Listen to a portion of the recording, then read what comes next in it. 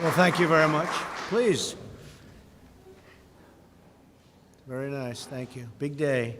It's my pleasure to welcome you all to the beautiful, great White House and to host this magnificent showcase of America's incredible small businesses. I just got to witness some beautiful product. Today we received outstanding news from all over our country, really.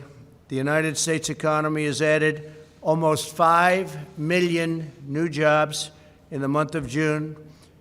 That's shattering all expectations and shattering all records, historic records.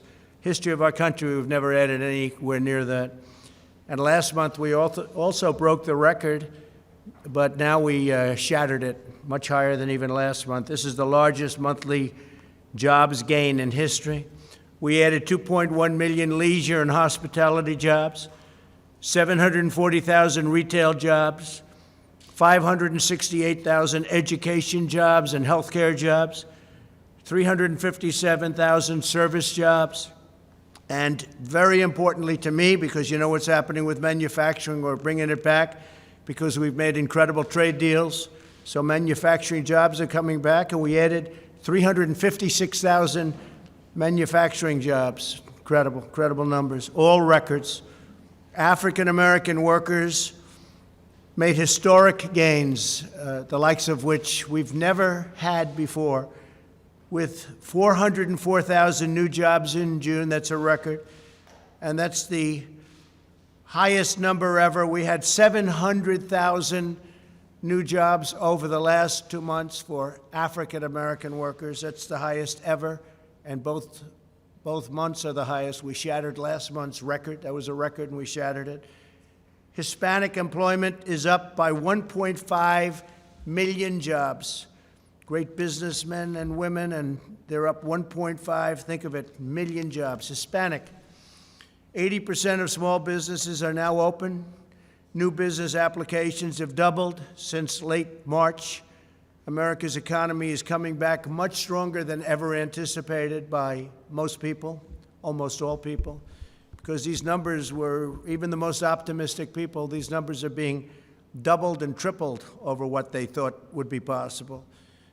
We're grateful to be joined today by Secretary of Commerce Wilbur Ross. Thank you very much, Wilbur. Thank you very much. You're doing a great job. Every company here today embodies true American excellence. Your stunning craftsmanship, I just witnessed some of it. It's incredible. It's treasured and prized all over the world. The product you make is like none other.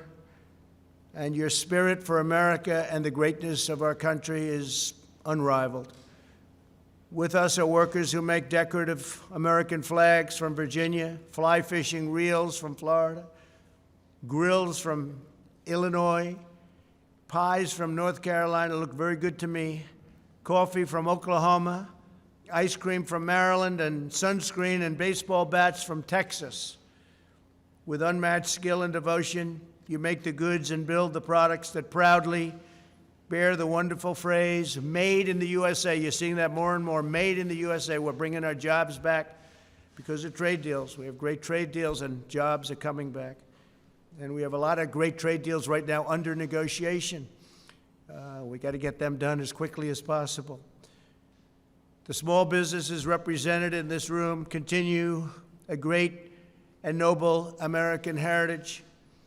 You're entrepreneurs, artisans, creators, craftsmen who forged your own path, made your own products, and provide good-paying jobs for our citizens. Incredible jobs, incredible people. And they truly are artisans. And you're doing it all with American hands, American heart, and American pride. Several of these companies are entirely veteran-owned and operated. Especially as we approach Independence Day, I want to thank the courageous men and women who've served their country in uniform. We vow to honor your sacrifice by forever defending the rights, freedoms, and principles you risk your entire life to defend. Following the arrival of the plague from China, that's what it is, it's a plague, and it should have never happened. China should have never let that happen. But China did allow it to happen.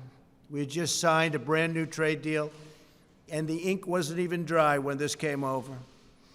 But we raced into action to save our nation's small businesses. We passed over $3 trillion in historic relief measures, $3 trillion, think of that, including over $670 billion for the Paycheck Protection Program, a tremendous success, as you can see by the numbers, to keep small business workers on the payroll. I signed a bill providing federally funded paid sick leave and paid family leave for American workers, things that have never been done. We're allowing businesses to defer paying their income tax, and we expanded tax refunds very substantially.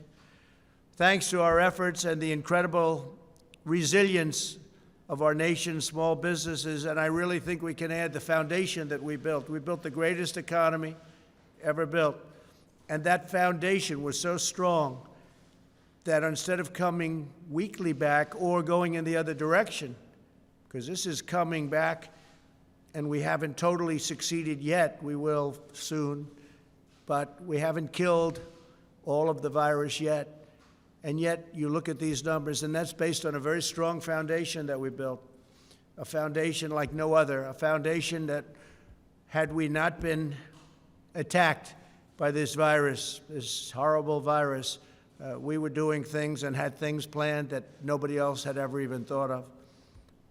Paying off debt, building numbers, the likes of which nobody's seen, and yet next year we'll be in a position where I believe, in a certain respect, I think we'll even be stronger than we would have been because of what we're doing. But only that strong foundation allowed us to be up here today talking about these record-setting job numbers and other numbers that we're producing.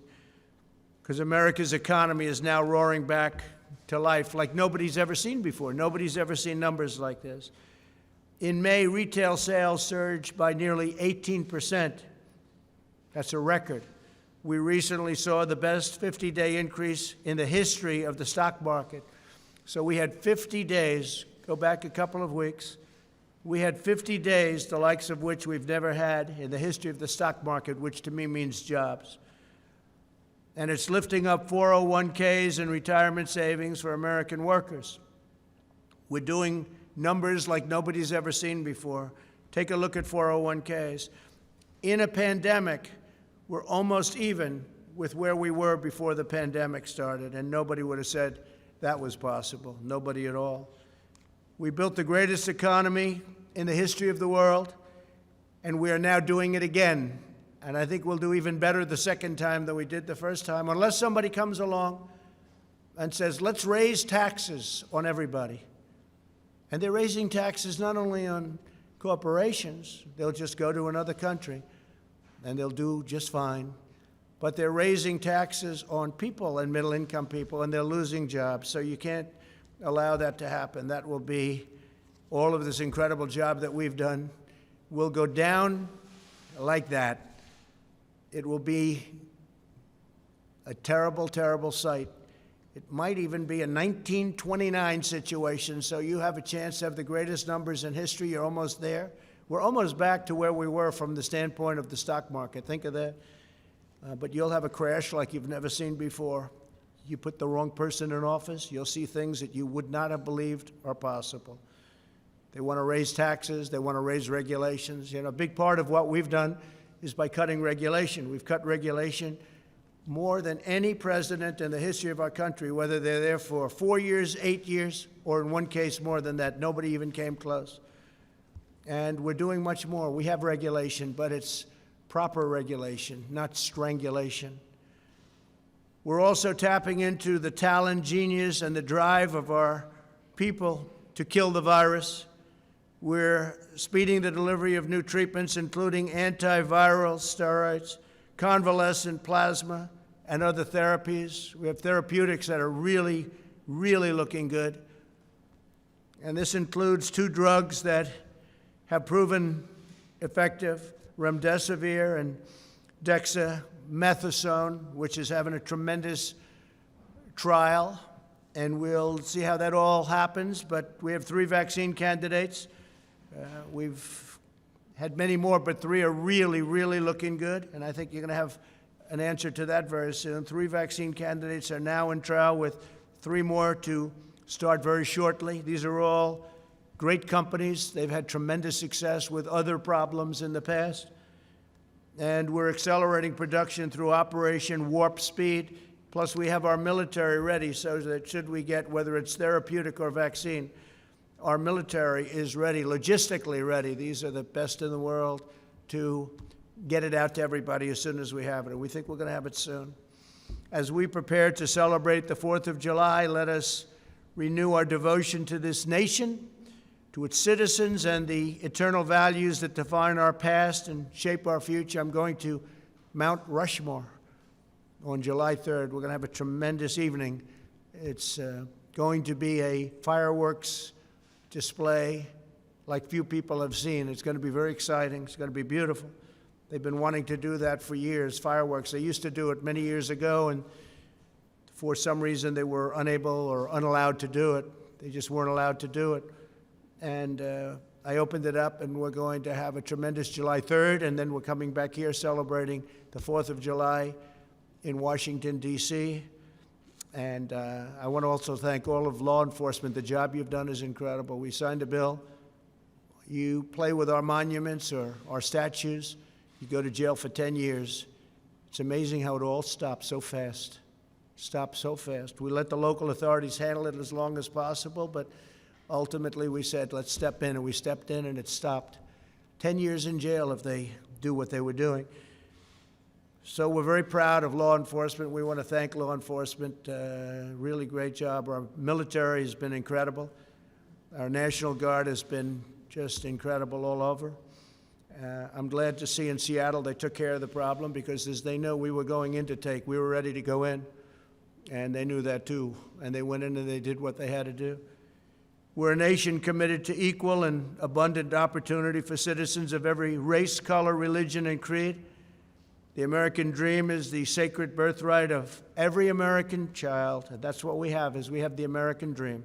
And nobody's going to shatter the American dream, not the anarchists, not the agitators, not the fools, not the looters. They're not going to have any impact on the national dream like no other.